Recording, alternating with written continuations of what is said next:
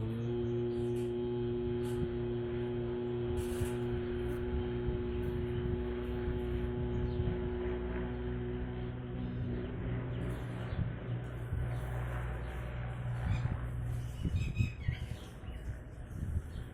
साथियों।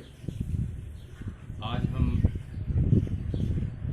जो योग के नियम हैं, योगासन करने के जो तरीके हैं, योगासन कब करना चाहिए, कैसे करना चाहिए, कहाँ करना चाहिए, क्या क्या सावधानी उसमें बरतनी चाहिए, उन सब के बारे में जानेंगे, बताएंगे।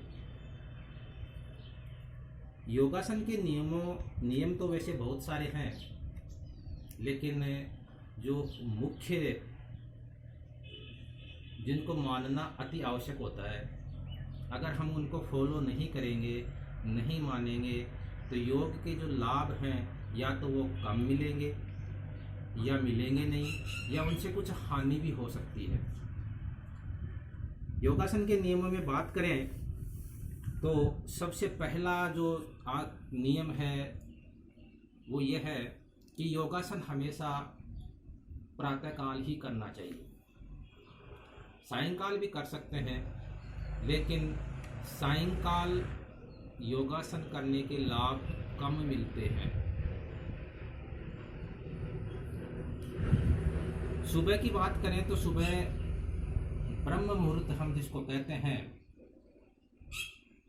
यूँ कहें कि लगभग 4 बजे के आसपास का समय, 4 बजे से कुछ समय पहले भी हो सकता है, 4 बजे के बाद भी हो सकता है, लेकिन लगभग 4 बजे का जो समय होता है, उस समय हम अपना बिस्तर त्याग कर, पानी पीकर, सोच जाकर हम फ्रेश हो जाएं। उसके बाद में हो सके तो स्नान करके योगासन करना चाहिए। स्नान करने से होता क्या है, शरीर में लचकता आ जाती है, फ्लेक्सिबिलिटी आ जाती है। और जब लचकता आती है, फ्लेक्सिबिलिटी आती है, तो योगासन भली प्रकार से और भी अच्छी तरह से हम कर सकते हैं।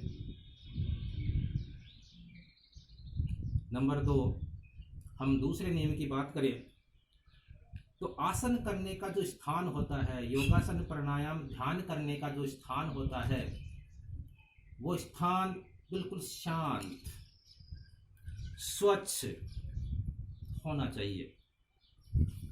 हो सके तो किसी उद्यान में, किसी वाटिका में, किसी गार्डन में, किसी प्राकृतिक स्थान पर हम ये आसन करें तो अति उत्तम। अगला तीसरा नियम, आसन बिना दरी, बिना चटाई के नहीं करना चाहिए। हमेशा आसन इस तरह से दरी या चटाई बिछाकर उसी के ऊपर करना चाहिए, क्योंकि जो पृथ्वी की जो गुरुत्वाकर्षण शक्ति है, चुंबकीय जो शक्ति है, वो अपना ध्यान भंग करती है, ध्यान भटकाती है, ध्यान एकाग्र नहीं करने देती। इसलिए हमें हमेशा योगासन दरी के ऊपर, किसी चटाई के ऊपर, किसी कंबल के ऊपर ही बैठकर करना चाहिए। अगला नंबर 4, चौथा नियम, योगासन एकाग्र होकर करें। जो भी हम आसन कर रहे हैं, उस आसन में ही अपना ध्यान होना चाहिए। हम सांस को ले रहे हैं, सांस को छोड़ रहे हैं, कौन से अंग को कैसे मोड़ रहे हैं, ये इन सब बातों में ही अपना ध्यान होना चाहिए। कहने का तात्पर्य, योगासन करते समय है बातचीत बिल्कुल नहीं करनी चाहिए। अपना ध्यान श्वास और जो शारीरिक क्रियाएं हैं उन्हीं पे लगाना चाहिए। 5वां नियम, योगासन अहिंसक व्यायाम है। अहिंसक का तात्पर्य, इसमें बिल्कुल भी झटके नहीं लगते और लगने भी नहीं चाहिए। योगासन बिल्कुल धीरे धीरे तरीके से शरीर को तान कर करना चाहिए। एक्सरसाइज की तरह, व्यायाम की तरह इसमें झटके नहीं लगने चाहिए। छठवां नियम, आसनों का अभ्यास धीरे धीरे बढ़ाना चाहिए। आसन की पूर्ण स्थिति तक जाने का प्रतिदिन अभ्यास करें। धीरे धीरे आपके बंद खुलते जाएंगे और शरीर में लचकता आती जाएगी। आसन की पूर्ण स्थिति में आने के लिए हमें काफ़ी समय लग सकता है। हो सकता है 6 महीने लग जाए, हो सकता है साल भर लग जाए। वो आपकी शरीर की लचकता, फ्लेक्सिबिलिटी, शरीर की जो कार्य क्षमता, आयु, इन सब बातों पे निर्भर करता है।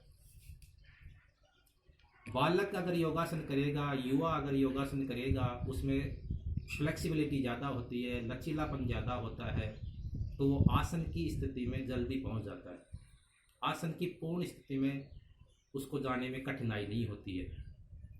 लेकिन अगर थोड़ा अधिक उम्र का व्यक्ति ये कार्य करता है, योगासन करता है, तो उसको पूर्ण स्थिति में जाने में समय लगता है। सातवां नियम, आसन का अभ्यास कम से कम और सुविधाजनक कपड़े पहनकर ही करें। जो भी हम योगासन करते हैं, जब भी हम ध्यान प्राणायाम करते हैं, तो यथासंभव कपड़े कंफर्टेबल होने चाहिए। ये नहीं कि हमने कहीं टाइट कपड़े पहन लिए तो हमारा शरीर उससे हिल ही नहीं पा रहा है, आसन में शरीर को मोड़ ही नहीं पा रहे हैं। कपड़े ज़्यादा भी नहीं पहनने चाहिए। ऋतु के अनुसार हम कपड़ों में परिवर्तन कर सकते हैं।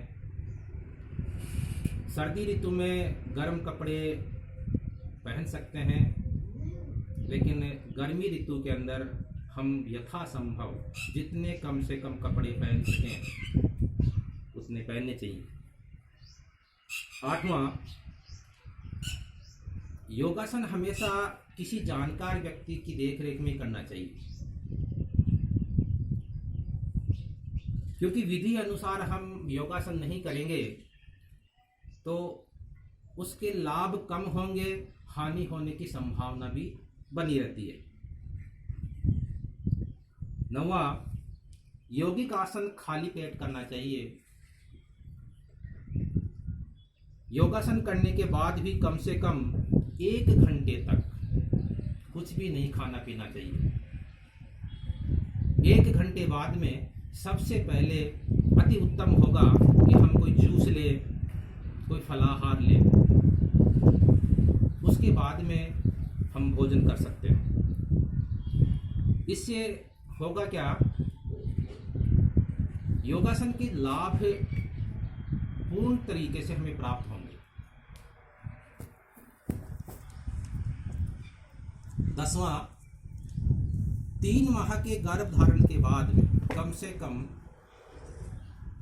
3 माह के गर्भ धारण के बाद में गर्भवती स्त्री को आसन नहीं करने चाहिए। मासिक धर्म के दिनों में भी स्त्रियों को आसन नहीं करने चाहिए। 11वां, जिन आसनों का अभ्यास आप कर रहे हैं वे ठीक ढंग से हो रहे हैं या नहीं हो रहे हैं, यह जानने का एकमात्र साधन यह है कि आपका शरीर आसन करने के बाद में थकावट रहित है, हल्का फुल्का है, कार्य क्षमता बढ़ गई हो, प्रतिदिन ऐसे महसूस हो रहा कि हम युवा हो रहे हैं, हमारे विकार वो दूर हो रहे हैं, हमारे शरीर से विजातीय जो तत्व है वो निकल रहे हैं। जब विजातीय तत्व निकलेंगे तो शरीर में लचकता आएगी, रोग दूर होंगे, मन में फुर्ती आएगी। तो जब ये सब लक्षण अपने को दिखाई देने लगें, समझ जाना चाहिए कि योगासन सही हो रहे हैं। कई बार क्या होता है कि हम बिना किसी दक्ष प्रशिक्षक के देख रेख में अपने मन से ही योगासन शुरू कर देते हैं। उससे क्या होता है, योगासन की जो प्रॉपर क्रिया होती है, प्रॉपर उस शरीर को मोड़ने का कार्य होता है, प्रॉपर सांस लेने का जो तरीका होता है, उसका हमें पता नहीं होता है, और योगासन से हमें साइड इफ़ेक्ट दिखने लग जाते हैं। हो सकता है रीढ़ की हड्डी में दर्द होने लग जाए, हो सकता है शरीर के किसी अंग में दर्द होने लग जाए, तो उसी समय उस आसन को वहीं रोक देना चाहिए। 12वां जो नियम है, योगासनों की समाप्ति के पश्चात कुछ समय के लिए श्वासन जरूर करना चाहिए। श्वासन जैसा इसके नाम से प्रतीत हो रहा है, शव के समान जो आसन होता है, मुर्दे के समान जो आसन होता है, उसको श्वासन कहते हैं। एकदम सीधे लेट जाइए, गर्दन से लेकर पैरों तक की जो एक लाइन की तरह एक सीध में होने चाहिए। गर्दन सीधी आसमान की तरफ, आंखें बंद, हाथ शरीर के समानांतर, और लंबी लंबी सांस लेते हुए ध्यान को मस्तिष्क केंद्र में एकाग्र करने की कोशिश करनी चाहिए। सांस ले रहे हैं, श्वास छोड़ रहे हैं, श्वास ले रहे हैं, इसी पे ध्यान केंद्रित करना चाहिए। अंतिम और 13वां नियम, योगासन करने के बाद, वैसे तो मैंने शुरुआत में आपको बताया कि योगासन हम स्नान करके करेंगे तो योगासन के फायदे बहुत ज़्यादा बढ़ जाते हैं, लेकिन यदि हम योगासन स्नान करके नहीं कर रहे हैं या किसी कारणवश उस दिन स्नान नहीं कर पाए, तो योगासन के कम से कम आधे घंटे बाद में स्नान करना चाहिए, क्योंकि शरीर हल्का सा गर्माहट, शरीर के अंदर हल्की सी जो पसीना आ जाता है, उसको सूखने में टाइम लगता है, शरीर को शीतल होने में समय लगता है। इस तरह से हम इन आसनों का अभ्यास नित्य प्रति और पूरे ध्यान एकाग्र के साथ में करेंगे तो दिन प्रतिदिन हमारे स्वास्थ्य में जो भी रुकावटें हैं, जो भी बाधाएं हैं, जो भी दिक्कतें हैं, वो सब दूर होने लगेंगी। मन स्वस्थ होगा, शरीर स्वस्थ होगा, तो आध्यात्मिकता की तरफ भी ध्यान एकाग्र होने लगेगा। जय हिंद।